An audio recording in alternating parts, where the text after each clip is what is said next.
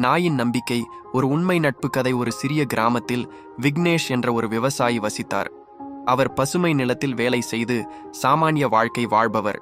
அவரது வீட்டில் ஒரு நாய் இருந்தது. அதன் பெயர் புலி. ஆனால் அது சிங்கம் மாதிரி கோபம் காட்டாது. சின்ன சின்ன குறைப்புகள் மட்டும். புலி ஒரு விசேஷமான நாய். விவசாயியின் பசுக்கள், கோழிகள், கூடு வீடுகள் அனைத்தையும் கவனித்துக் கொள்வது அதனுடைய வேலை. ஆனால் விக்னேஷ் எப்போதும் புலியை பெரிதாக கவனிக்காமல், சில நேரம் அதை சாப்பாடும் கொடுக்காமல் விட்டுவிடுவார். இது ஒரு நாய்தான், தூங்குது, குறைக்குது, போதும் என அவர் சிரித்துக்கொண்டே சொல்வார். புலி அந்த வார்த்தைகளை கேட்டு சற்று துக்கமடைந்தது. நான் எல்லாம் பார்த்து காப்பாத்துறேனே, ஆனா இவர் எனக்கு பெருசா கவலைப்பட மாட்டார்னு தெரியுது அது சொல்லாமல். திரும்பவும் அவர் வீட்டை பாதுகாத்து கொண்டே இருந்தது.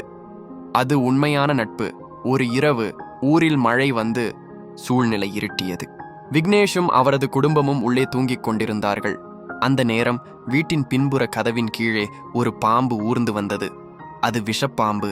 அமைதியாக கட்டிலில் தூங்கிக் கொண்டிருந்த சிறிய குழந்தையின் அருகே செல்லத் தொடங்கியது. அந்த நேரத்தில் யாரும் பார்க்கவில்லை, யாருமே இல்ல. ஆனால் புலி கண்ணை கட்டவில்லை. அது நடந்து வந்த பாம்பை பார்த்தது. சுடுசுடு குறைத்தது. அதற்கு அச்சமில்லை. பாம்பை தடுத்தது.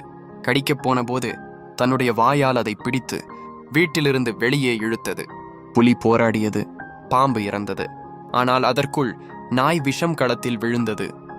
அடுத்த நாள் காலை விக்னேஷ் விழித்தபோது தனது வீட்டின் வாசலில் பாம்பு இறந்து கிடந்தது. பக்கத்தில் புலி சுட்டு கிடந்தது. விக்னேஷின் கண்ணில் நினைவு துளிகள்.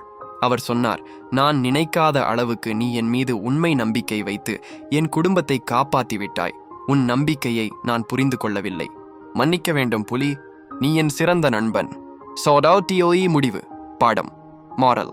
நம்மை உண்மையாக நேசிக்கிறவர்கள் சில நேரம் சத்தமாக தெரிய மாட்டார்கள். ஆனால் அவர்கள் செய்யும் செயல்கள் பெரும் அர்த்தம் கொண்டவை. நம்பிக்கைக்கு மதிப்பு கொடுங்கள். உண்மையான நட்பை உணருங்கள்.